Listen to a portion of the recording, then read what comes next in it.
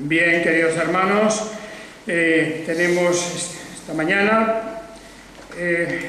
la continuación de nuestro estudio en la Palabra de Dios, que será en el Evangelio de Lucas. Según hemos venido ya comentando, estamos en el capítulo 6 y vamos hoy a leer y comentar los versículos del 27 al 36 posiblemente. Vamos a empezar desde el 27 y la lectura la hacemos hasta el 36 y seguimos pues con el comentario de esta palabra. Es un pasaje especialmente importante, es un pasaje en el que hay condensadas una gran cantidad de enseñanzas y no de fácil interpretación o entendimiento, y esto vamos a hablar de ello también. Y vamos a leerlo pues, capítulo 6 de Lucas y versículo 27. Pero a vosotros, los que estáis oyendo, digo, amad a vuestros enemigos, haced bien a los que os aborrecen, bendecid a los que os maldicen, orad por los que os maltratan. Al que te hiere en la mejilla, preséntale también la otra, y al que te quita el manto, no le impidas tomar también la túnica. A todo el que te pide, dale, y al que te quite lo tuyo, no se lo reclames. Y conforme deseáis que os hagan los hombres, hacedles igualmente. Pues si amáis a los que os aman, ¿qué clase de gracia es la vuestra? Porque los pecadores también aman a los que los aman a ellos.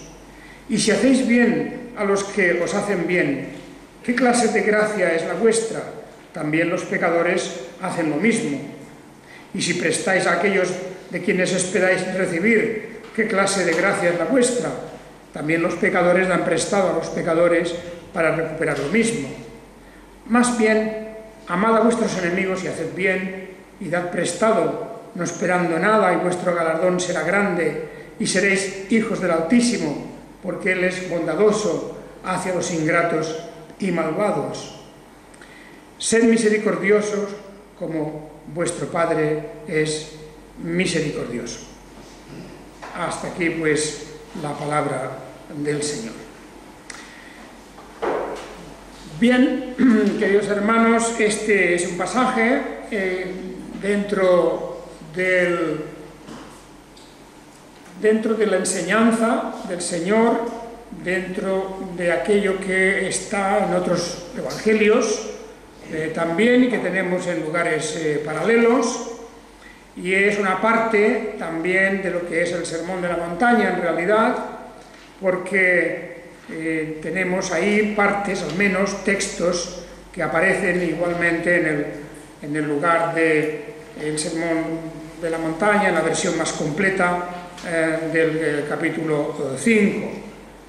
Fijaos que en el capítulo 5 de Mateo también hay algo parecido. Amarás a tu prójimo, dice, oísteis que fue dicho, amarás a tu prójimo y aborrecerás a tu enemigo, pero yo os digo, amad a vuestros enemigos y orad por los que os persiguen, para que seáis hijos, etc.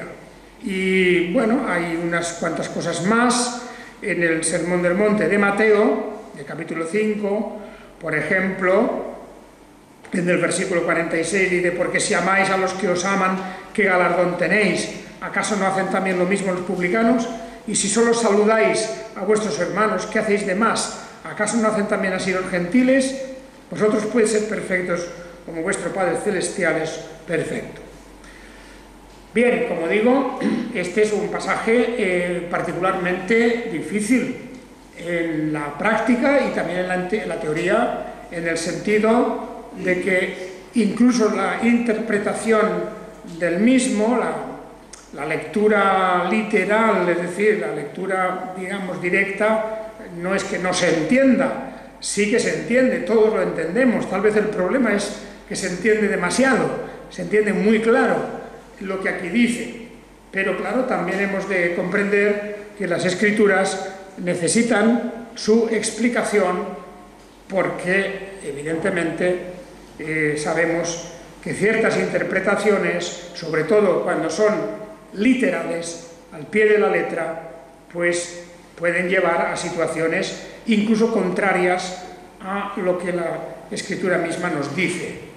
Un ejemplo clarísimo del que hablábamos hace un momento en el estudio es precisamente aquellos textos donde el Señor, por ejemplo, dice si tus ojos o tu mano te son ocasión de caer, pues arranca ese ojo o corta esa mano, ¿verdad? Porque mejor te es entrar pues, con una sola mano en el reino de los cielos que no ser arrojado al fuego eterno. Ese es un ejemplo importante, además, en el que vemos que las palabras del Señor, si se toman siempre, como cualquier parte de la Escritura, se toman siempre de una manera literal, de una forma que diríamos al 100% al pie de la letra, nos conduce a situaciones imposibles o incluso contrarias a la enseñanza de las Escrituras, porque la Escritura también nos enseña que por ejemplo, la mutilación es pecado. La mutilación voluntaria de una persona está prohibida en las Escrituras, ¿verdad? Lo mismo que otros aspectos de daños físicos, el sajarse, todas esas demostraciones en contra del cuerpo, ¿verdad? Violentas, etc. Bueno, eso es una manera de decirnos, no tenéis que hacer eso. Por lo tanto, lo de cortar la mano, lo de sacaros un ojo, no podemos entenderlo, ni el Señor pretende que lo entendamos al pie de la letra, porque de ahí se derivarían contradicciones dentro de la propia Escritura. Aquí nos encontramos con un pasaje importante que viene a raíz de algo que hemos leído también en el Evangelio de Mateo, cuando dice: oísteis que fue dicho, aborreced a vuestros enemigos y amad a vuestros hermanos. Esas es así más o menos las palabras de Mateo en el capítulo 5 y versículo 42. Amarás a tu prójimo y aborrecerás a tu enemigo. El prójimo, ellos entendían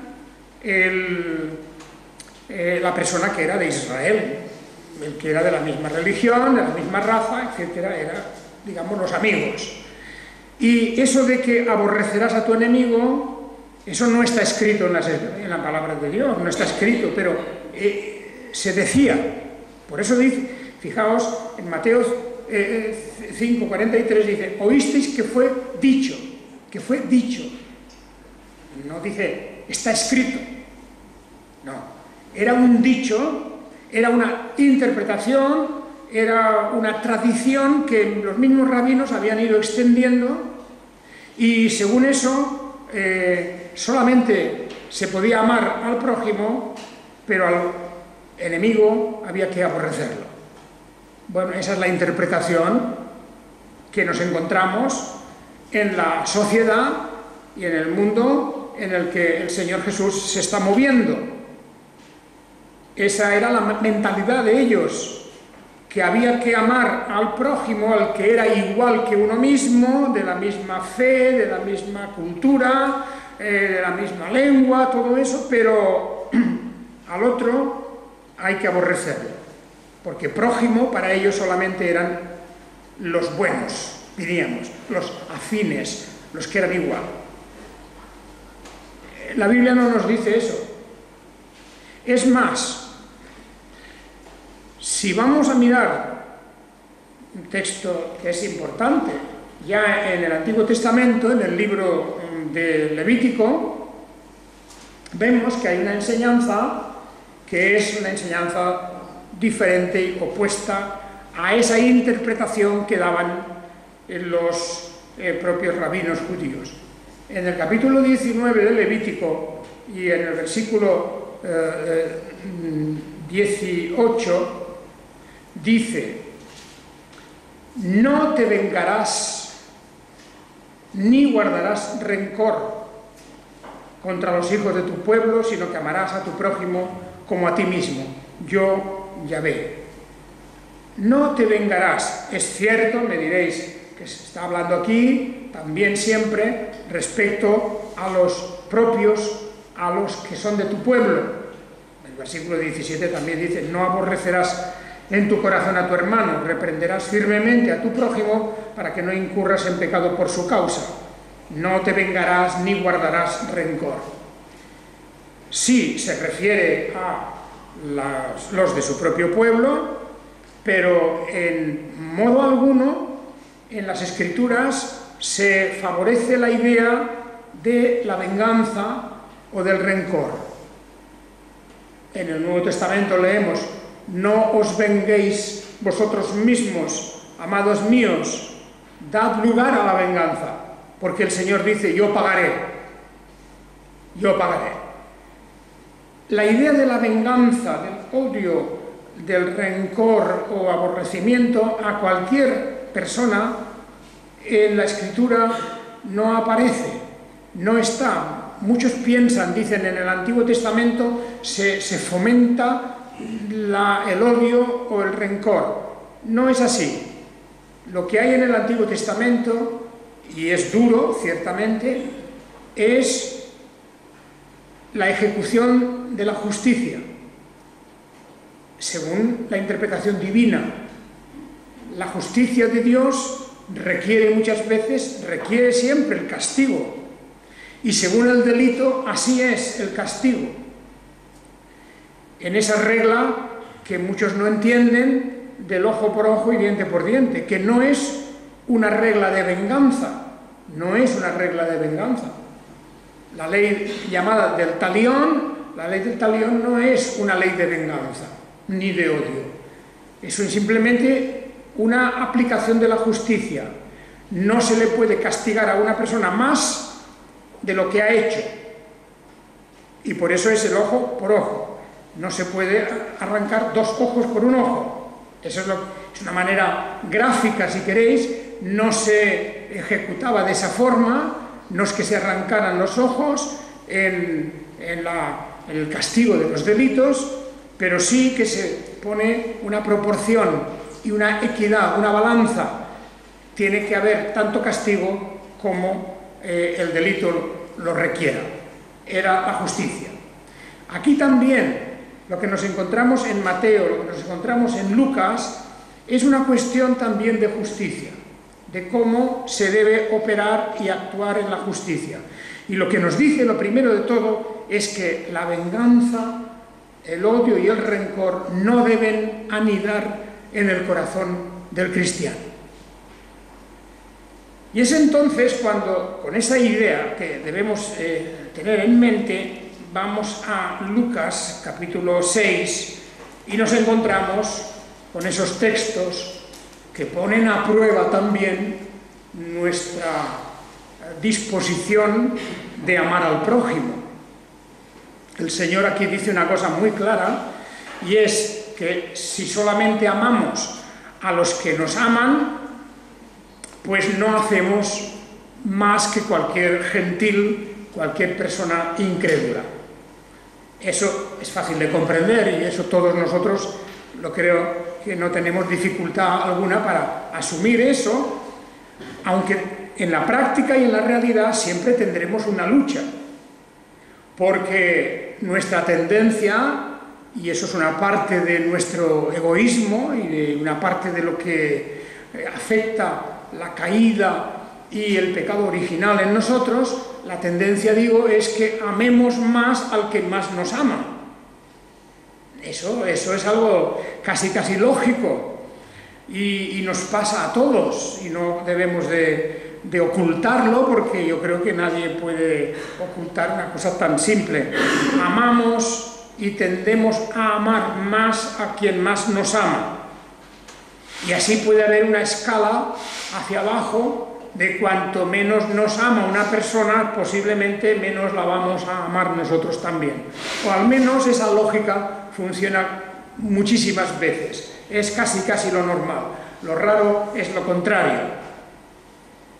Bien, pues el Señor nos está dando aquí una gran lección y lo primero que debemos hacer es comprender lo que es el principio que hay aquí. El principio, como he dicho, es no no al odio y no al aborrecimiento. Es más, la prueba de que entendemos lo que es la fe es que lleguemos a sentir un amor a nuestro enemigo, hacia nuestro enemigo.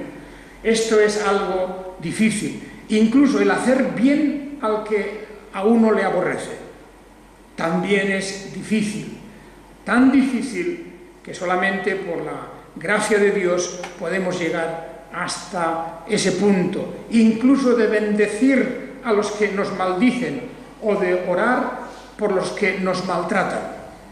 Fijaos, todo lo que estamos diciendo aquí, hasta aquí, versículo 27 y 28, en Lucas 6, son cuestiones interiores, de carácter espiritual, de actitud ante una persona. No estamos hablando de momento de nada material, de momento no estamos hablando de nada, y luego viene la cuestión de cuando nos abofetean en una mejilla, por ejemplo. Eso ya empezamos a hablar de cosas más bien físicas, ¿verdad?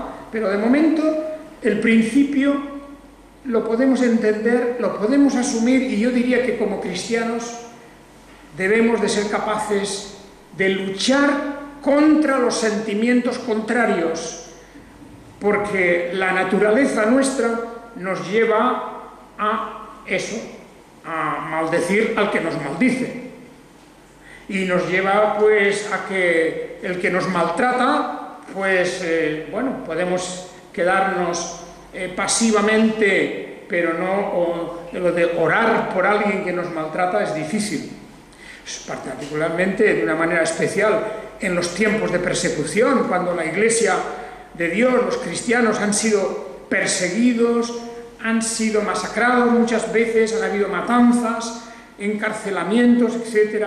Qué difícil para un creyente orar por los que le están haciendo eso. Tan raro es, tan difícil es, que casi diríamos aparecen como héroes de novela, como héroes en la literatura, las personas, como los mártires, famosos mártires, que han bendecido a los que les estaban maltratando. Es difícil. Es más, sin la gracia de Dios sería imposible. Pero el Señor nos está instando aquí a huir del odio, del rencor y de la venganza. Eso sí que son realmente los males que hay que desterrar del corazón. Porque cuando un cristiano empieza a albergar en su corazón sentimientos destructivos de odio y de venganza y de aborrecimiento, ya indudablemente su vida espiritual cambia. No se puede uno gozar en el amor, en la fe, en las promesas de Dios cuando se tiene el corazón envenenado por esos sentimientos destructivos como esos que acabo de decir. Y por eso el Señor, y acordaos, en la carta a los Hebreos también se nos exhorta diciendo: no os venguéis vosotros mismos, amado, dad lugar a la ira de Dios, porque el Señor dice: yo pagaré. Y ese es un acto de fe, de que cuando se nos hace daño, cuando se nos hace mal, tengamos puesta nuestra confianza en Dios, de que Él será quien pague. Bien, esto dicho de esta manera, puede ser que todos lo entendamos y aceptemos, y que verdaderamente pues nos reprimamos, nos retengamos en muchas situaciones en donde, por ejemplo, se nos insulta o se nos hace una injusticia o cualquier cosa así, y uno se reprime y lo acaba por digerir, digamos así, ese mal que se nos ha hecho.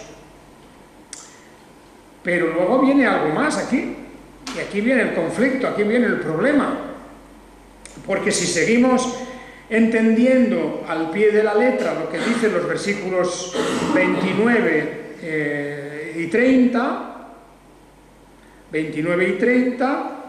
pues si los aplicamos muy al pie de la letra nos vamos a encontrar en algún conflicto. Por ejemplo, al que te hiere en la mejilla, preséntale también la otra.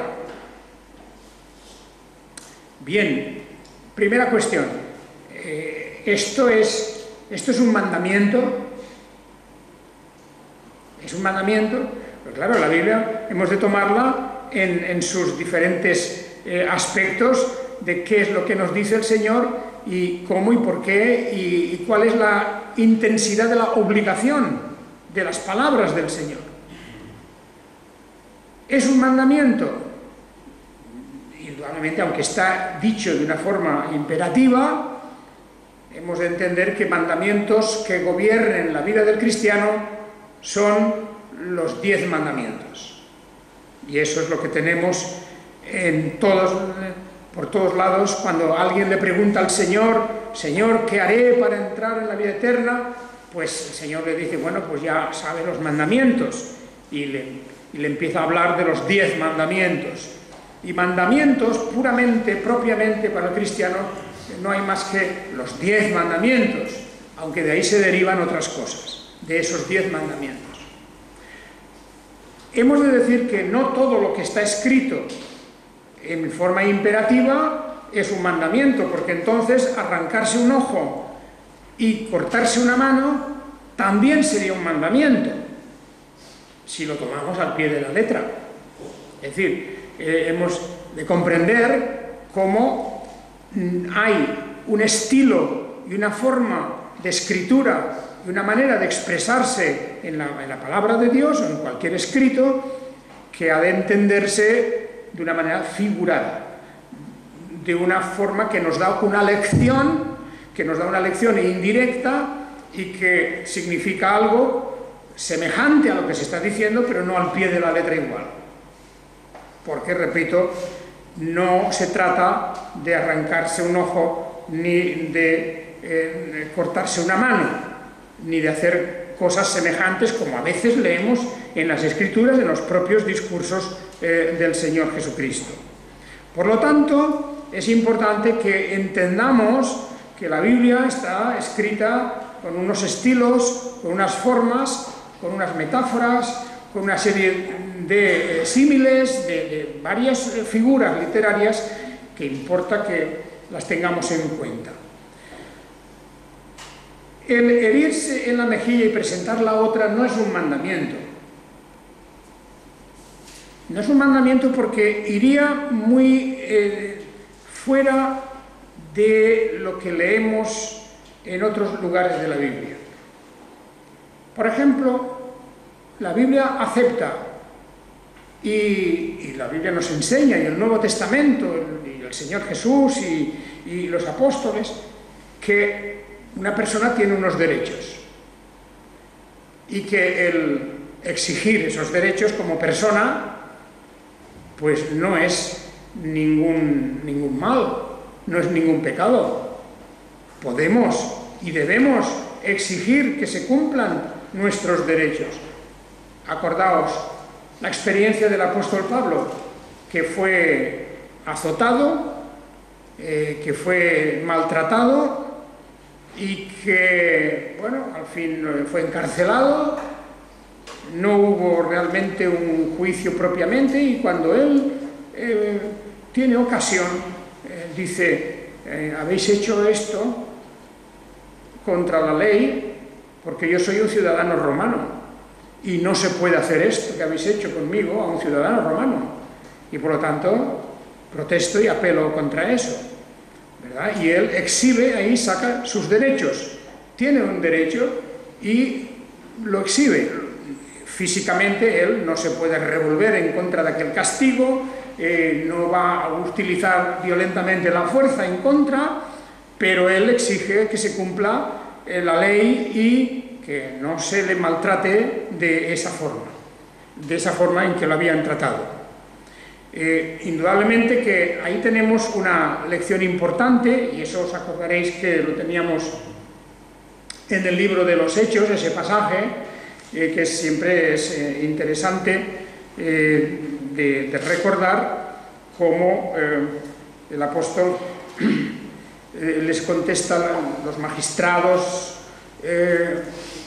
enviaron a los carceleros para que los soltaran, y así cuando Pablo le dijo, mira, o sea que después de aceptarme públicamente, sin sentencia previa, y a pesar de ser ciudadanos romanos, y de echarnos en prisión, ¿verdad? Ahí estaba él con Silas, Pablo y Silas, los dos estaban ahí. Dice, a pesar de todo eso que nos habéis hecho, ahora nos queréis sacar encubiertamente. Pues no, que vengan ellos mismos a sacarnos.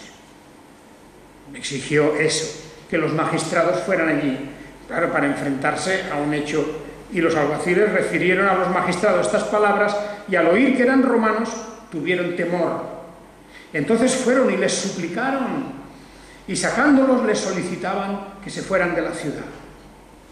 Pero fijaos cómo cambiaron en el momento en que ellos exhibieron su derecho, y que efectivamente sin hacer violencia. Bien, si alguien te da en una mejilla, tienes que ponerle la otra, ¿eso es un mandamiento? No, no es un mandamiento. No es un mandamiento. Es una manera de decir, no te vengues, no ejerzas la venganza. Es como si te dijeras, si te dan un golpe, no le contestes con otro golpe. Eso sí, tú puedes defenderte en el sentido de, por ejemplo, pues si puedes alejarte de eso. No hace falta que pongas la otra mejilla, literalmente, porque tampoco tienes que arrancarte un ojo, ni tienes que cortarte una mano, si eso es el objeto de caída o de malos pensamientos o de cualquier acción. Esa es la cuestión. Es lo mismo aquí. No es que hay que poner la mejilla físicamente, pero lo que sí que hay que hacer es no devuelvas mal por mal. No devuelvas mal por mal. He aquí una importante cuestión, una importante lección que el Señor nos está dando. Pero fijaos que eso continúa en el Evangelio de Lucas, sigue el Señor hablando de esto mismo y continúa dándonos cosas que son difíciles de entender. Por ejemplo, bueno, aquí hay una, cuando dice, al que te quita el manto, no le impidas tomar también la túnica. A ver, viene alguien y nos roba una cosa, ¿verdad? Y además de robarnos esa cosa, nos quiere robar la siguiente. Naturalmente, para impedirlo, seguramente tendríamos que meternos en una lucha, en una pelea. Tendríamos que utilizar la violencia contra ello. Y eso es algo que no es aconsejable. Pero repito al mismo tiempo, no nos está dando un mandamiento. El Señor no nos está dando un mandamiento, no nos está ordenando de una forma tajante que de ninguna manera impidamos el latrocinio ese. Lo que nos está recomendando y aconsejando y enseñándonos es que el uso de la violencia no es bueno, porque también puede ocurrir que en eso utilicemos una violencia excesiva o que nos pongamos de tal manera que no solamente eso derive en la defensa propia es legítima, pero que además de la defensa propia puede ser que hagamos mucho más. Una vez que una persona se enzarza en una pelea, no se sabe a dónde va a parar. Por lo tanto, aquí dice, no le impidas tomar la túnica. En el sentido, pues, yo creo que eso es lo más adecuado, no te enzarces en una pelea por una cosa que es secundaria en un sentido, aunque en aquel tiempo era muy importante. Pero bueno, vosotros lo sabéis perfectamente. En la sociedad de hoy, en la situación de hoy, uno va por la noche por una calle y sale un atracador con una navaja y te dice, pues dame el reloj. Y claro, uno puede hacer dos cosas: empezar a pelearse, cual es muy arriesgado, O darle el reloj y luego te dice, dame la cartera también. Y ahora quítate los zapatos y dámelos. Y bueno, eso puede ocurrir. Y claro, siempre la tentación a lo mejor es de enzarzarte en una pelea con una persona que lleva una gran navaja en la mano. Aparte de que, indudablemente, casi todo el mundo te aconsejará, no lo hagas, no te enzarces en una pelea, dale todo eso. Tienes otros zapatos, te los puedes comprar, la cartera, pues dalo por perdido, no vale la pena, arriesgas tu vida y por lo tanto dáselo, es mejor. El uso de la violencia en esos casos no es aconsejable. Ahí también creo que podemos entender el mensaje que se nos está dando, no porque estemos aplaudiendo ni colaborando. El Señor no dice, hombre, si te piden el manto, no le impidas tomar la túnica también. Pues no quiere decir que colabores con el ladrón, quiere decir que no uses la violencia. Y hay otro texto que aún parece cada vez más difícil, más difícil. A todo el que te pide, dale, y al que te quite lo tuyo, no se lo reclames.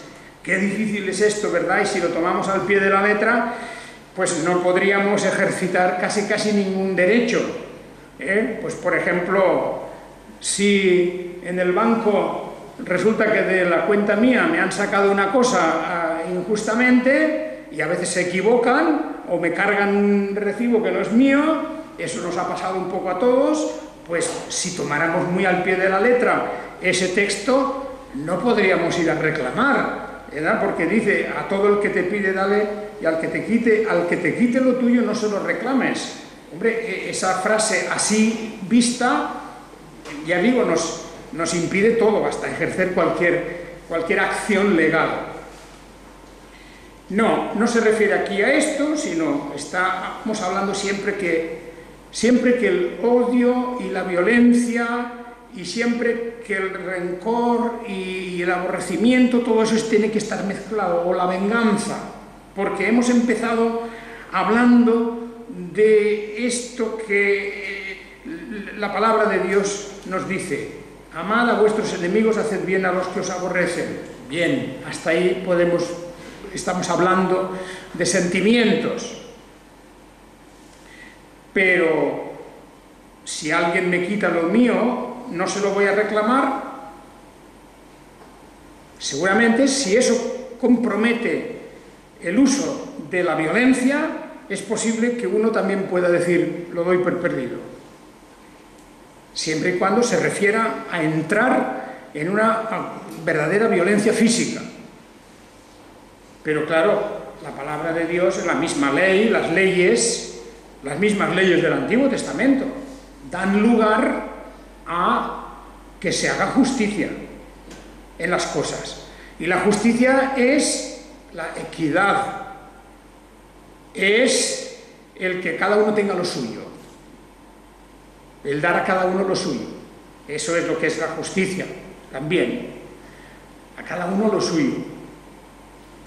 Por lo tanto, si efectivamente a mí en el banco me han quitado una cosa así finamente, por error o por quién sabe por qué, no estoy impedido, no estoy de ninguna manera con las manos atadas y no puedo reclamar. No, eso no es lo que quiere decir el Señor aquí. Estamos porque el ejercicio de la justicia y de los derechos, siempre que sean, pues de una forma pacífica.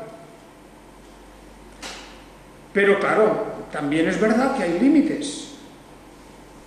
Y ahí entraríamos en una cuestión muy complicada y muy difícil, que es el derecho a la defensa propia cuando nuestra vida está en peligro, o la vida de nuestras familias, o cuando ya en un nivel más alto, cuando un país es agredido y atacado por otro,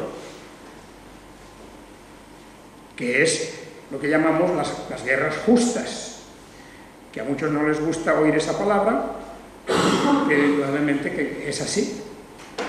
Un país invade a otro y comienzan a arrasarlo todo y a matar y a deshacer toda la vida de la gente, y etcétera, etcétera, claro, la gente no tiene ninguna razón del por qué soportar eso de una manera impasible. Y por eso las guerras de defensa, como la defensa propia de un individuo, eso es legítimo. Eso es legítimo.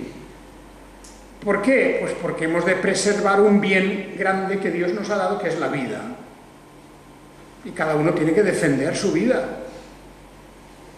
Por lo tanto, estos textos que tenemos aquí no son una barrera contra el uso de los derechos, contra el ejercicio de los derechos, sino que esto es una barrera contra el uso de la violencia cuando no hay nada en juego más importante, no es la vida lo que uno se juega.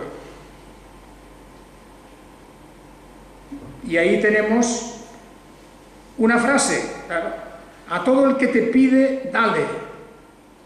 Pues imaginar que esto lo guiamos hasta sus últimas consecuencias, lo aplicamos de una manera literal y una persona pues podría ser desposeída absolutamente de todo, porque alguien que quisiera utilizar eso le podría quitar absolutamente todo sin que nadie pudiera objetar, porque dices que el Señor me ha mandado esto, que a todo el que me pide le tengo que dar. Ese es uno de los problemas que, por ejemplo, nos plantean los mendigos, la mendicidad. La mendicidad siempre ha existido. El Señor Jesús ya dijo, a los pobres siempre los tendréis con vosotros, etc. No hay remedio. La mendicidad, hasta en los países más ricos del mundo, hay mendigos. Pues uno se puede encontrar en las calles de Nueva York mendigos por todas partes, de una manera o de otra. Y en los sitios más pudientes, allí hay mendigos también. La mendicidad, pues eso también, muchos tenemos indudablemente una serie de escrúpulos, porque sí que hemos dado muchas veces a una persona necesitada, sobre todo si hemos conocido sus circunstancias y alguien ha venido a pedirnos, conociendo a esa persona, conociendo su situación, pues creo que es un acto de amor y un acto de solidaridad el poder ayudar a una persona necesitada. Y eso está bien, y al que nos pide, démosle. Pero a cualquiera, en cualquier situación, eso ya no lo dice aquí tampoco. Porque la mendicidad también es toda una situación en donde muchos se aprovechan. Hay quien es mendigo porque no quiere trabajar, hay quien es mendigo porque está explotado por una red de mendicidad, hay quien es mendigo pues simplemente porque se lo va a gastar en bebida. Yo me he encontrado muchas veces aquí, durante la semana, hay gente que llama al timbre aquí, ¿verdad? Y pidiendo, algunos contando unas historias fantásticas, otros más o menos repitiendo la misma historia, toda la historia siempre de la persona que viene desde Vigo. Yo soy de La Coruña, he venido y me han quitado todo y me han robado y no tengo nada, a ver si me da usted algo. Pues claro, eso ya es una historia que me la repiten mucho, varias visitas que se hacen aquí de vez en cuando. Y uno llega a aprender que no puedes hacer estas cosas, no puedes realmente pues, atender esas peticiones.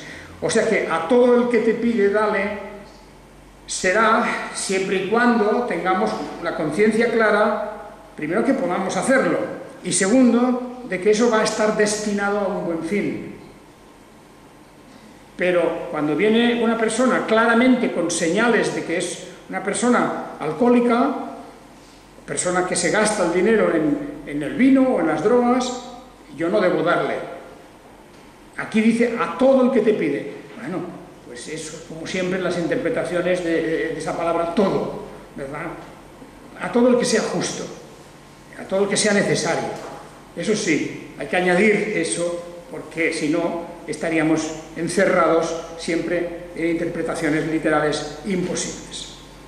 Bien, por lo tanto, toda esta regla que tiene esos aspectos, ¿verdad?, difíciles de explicar, al final nos da una explicación el Señor perfecta. El versículo 31. Esto es el resumen. Conforme deseáis que os hagan los hombres, hacedlos igualmente. Esa es una buena situación, una buena explicación. Hay un equilibrio. Hay, como dice cada uno, lo suyo. Es justo. Conforme deseamos que nos hagan, hagamos igualmente a los demás. Ahí hay un equilibrio perfecto. Y por eso debemos de tener mucho cuidado, claro, cuando, por ejemplo, en la cuestión del hablar de otra persona, las críticas, los juicios, etc., no nos gusta que los hagan respecto a nosotros mismos, pues no los hagamos, porque como no nos gusta que nos critiquen, nosotros no debemos criticar, no nos gusta que nos juzguen, no juzguemos a los demás, y así, esto es lo que dice, conforme deseáis que os hagan los hombres, hacedles igualmente. Estas son las palabras de Jesús. Esta es la regla de oro, la llamada regla de oro del Evangelio. Y hermanos y hermanas, eso es algo que lo podemos entender perfectamente, ¿verdad? Y eso es, si yo me encontrara en una necesidad absoluta de pedir ayuda a alguien, me gustaría que me lo hiciera, pero yo también, cuando venga alguien que tiene una necesidad absoluta y que yo sepa que la tiene, pues yo también debo ayudarle, porque a mí me gustaría que me ayudaran si yo estuviera en esa situación. Y ese es el equilibrio al que debemos atenernos siempre. De manera que hoy, aunque no pasamos del versículo 31, pues tenemos, yo creo que, una enseñanza importante aquí. Siempre recordando, no a la venganza, no al odio, no al aborrecimiento, sí a la justicia y a la verdad. Sí a la justicia y a la verdad. Sí a la equidad. Conforme deseamos que nos hagan, así también nosotros hagamos. Que el Señor os bendiga. Amén.